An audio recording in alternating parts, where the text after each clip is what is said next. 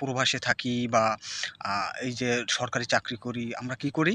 আ স্ট্যাটাসে মিললে গেলে যেকোনো ফ্যামিলি একটা মেয়ে, হ্যাঁ, মেয়ে চয়েস হয়ে গেছে বা মেয়ে সুন্দর, হ্যাঁ, মেয়ে ভাল লাগছে, চয়েস হয়ে গেছে। আমার বিয়েতে রাজি হয়ে যা বা মেয়ে পছন্দ হয়েছে বইলা দেই। আসলে না, এরকমটা বলা ঠিক না। আসলে আমি কোনো নাটকের রিভিউ দিতে আসি নাই। আমি একটা কথা জানাইতে আসছি।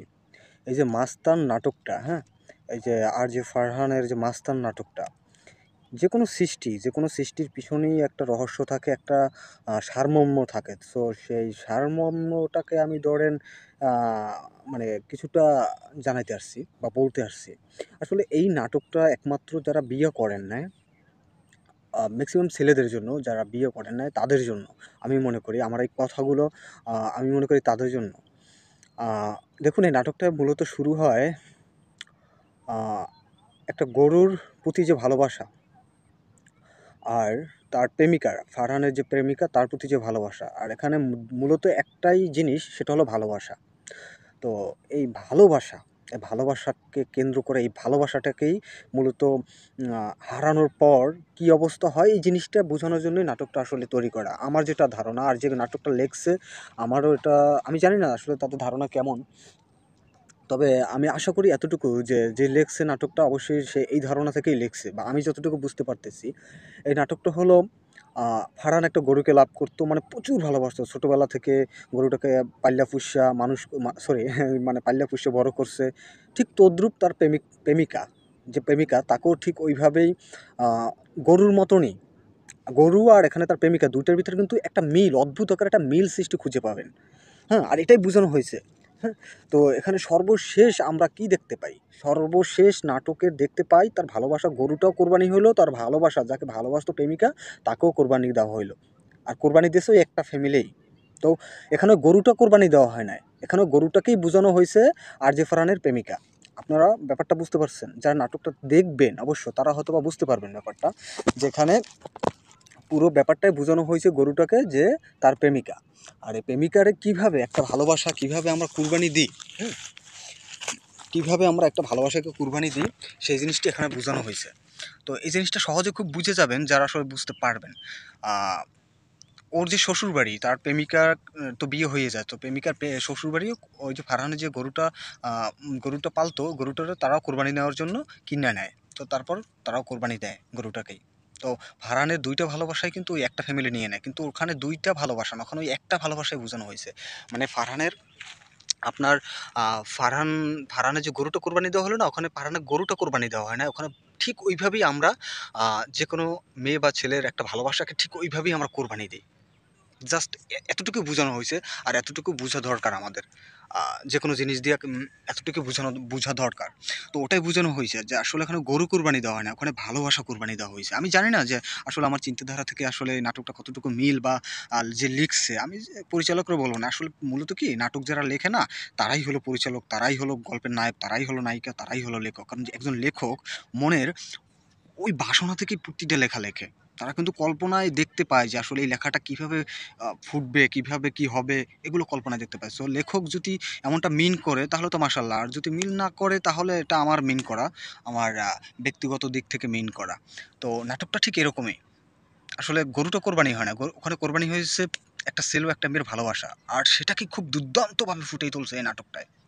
যে আসলে ভালোবাসাটাকে আমরা কিভাবে আসলে কোরবানি দেই। এটা তো আর এই কোরবানিটাকে তো আসলে মন ভাঙার যে কোরবানি, এই কোরবানিটাকে তো আসলে দেখা যায় না বা বুঝা যায় না।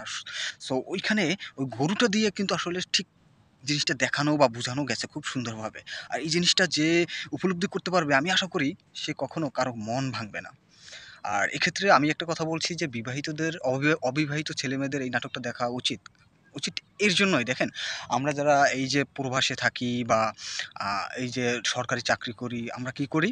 আ স্ট্যাটাসে মিললে গেলে যেকোনো ফ্যামিলি একটা মেয়ে, হ্যাঁ, মেয়ে চয়েস হয়ে গেছে বা মেয়ে সুন্দর, হ্যাঁ, মেয়ে ভাল লাগছে, চয়েস হয়ে গেছে। আমার বিয়েতে রাজি হয়ে যা বা মেয়ে পছন্দ হয়েছে বইলা দেই। আসলে না, এরকমটা বলা ঠিক না। জামানা পাল্টাইছে, জীবন পাল্টাইছে, মানুষের আ ব্রেনটা ব্রেনটের যে অ্যালগরিথম সেগুলা পাল্টাইছে। সো আমাদের দেখুন, প্রত্যেকটা ছেলেকে আমি বলি, বিয়ে করতে যাওয়ার পর না, মেয়ে দেখলেই না ধুপ করে রাজি হয়ে যাবেন না। ফ্যামিলি স্ট্যাটাস মিলে গেলে না ধুপ করে রাজি হয়ে যাবেন না। মেয়ের সাথে কথা বলুন। সবার আগেই মেয়ের সাথে কথা বলুন। আর মেয়ের সাথে এমনভাবে কথা বলবেন যেন মেয়ে আপনার উপর একটা আস্থা খুঁজে পায়। মেয়ের সাথে সমস্ত তার লাইফ স্টোরি শুনুন, তার লাইফ ব্যাকগ্রাউন্ডে তার কোনো কষ্ট থাকলে সেটা শোনার চেষ্টা করুন। আপনি তখনই একজন জ্ঞানী পুরুষ হবেন, যখন একটা মেয়ের ব্যাকগ্রাউন্ডে তার কষ্টটা তুলে ধরে আনতে পারবেন তার ভিতর থেকে। আর সেটা করতে হলে আপনি যে মানে ফোন করে বা সরাসরি জিজ্ঞেস করবেন আপনার কোনো কষ্ট আছে কিনা? এভাবে বললে সে জীবনেও বলবে না। কারণ সে জানে যদি আপনাকে বলে আপনি কি করবেন এটা আপনার ফ্যামিলিতে বলবেন। তারপরে আপনার ফ্যামিলি তার ফ্যামিলিতে বলবে এই গ্যাঞ্জাম হয়। এই গ্যাঞ্জাম কখনোই মেরা যায় না। ঠিক আছে? একটা মেয়ে তার মনের দুঃখের কষ্ট কথা একটা পুরুষকে তখনই বলে যখন বুঝতে পারে না এই পুরুষটা নির্ভরশীল। মানে হওয়া যায়, ভরসা পাওয়া যায়। পুরুষটার কাছে বললে এই ঘটনাটা মাছে মাছ থাকবে, পানিতে পানি থাকবে। এই আর মাঝখান থেকে এই আমার কষ্টের কথাটা তার কাছে বললে কষ্ট থেকে মুক্তিও পাওয়া যাবে। সো আপনারা হুট করে বিয়ে করবেন না। হুট করে যেই মেয়ে দেখলে পছন্দ হইছে, আমি এই মেয়েকে চাই, হ্যাং করি, ত্যাং করি, ঠিক আছে? এগুলো করবেন না। এগুলো করা না একদম ঠিক না। আপনি তো পুরুষ, আপনি বুঝেন না কেন ভাই? আ মেয়ের সাথে কথা বলেন, মেয়েরে আশ্বাস দেন, হুম? ভালোভাবে আশ্বাস দেন, বুঝান।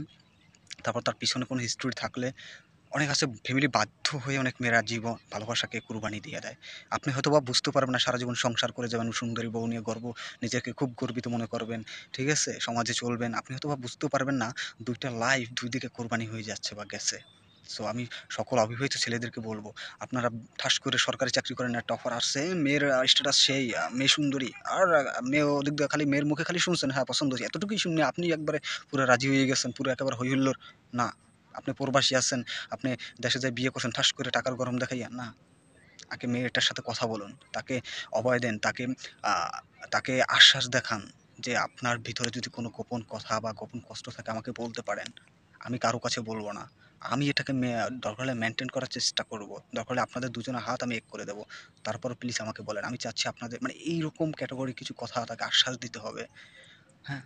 আপনি বুদ্ধিমান ছেলে হলে অবশ্যই তাকে আশ্বাস এমনভাবে দিবেন যাতে সে বাধ্য হয় বলতে। কারণ নয়তোবা একটা মেয়ের ফ্যামিলির চিন্তা সবথেকে মাথায় বেশি থাকে। সে চায় না তার বাবা, ভাই তাদের মনে কষ্ট দিতে। সো তার জন্য সে সকল দুঃখ কষ্ট লুকিয়ে চলে। সো এই দুঃখ কষ্টটা আপনার বের করতে হলে আপনার সেইরকম পুরুষ হওয়া দরকার। আর তাকে নিয়েই সংসার করুন। যে শুধু একমাত্র আপনাকেই চায়। আপনি ছাড়া আর কোনো হারাবার কষ্ট তার বুকে নেই বা ছিল না। তেমন মেয়েকে নিয়ে সংসার করুন, সারা জীবন পার করুন। আর সেটাই যেন সবার ভাগ্যে জুটে।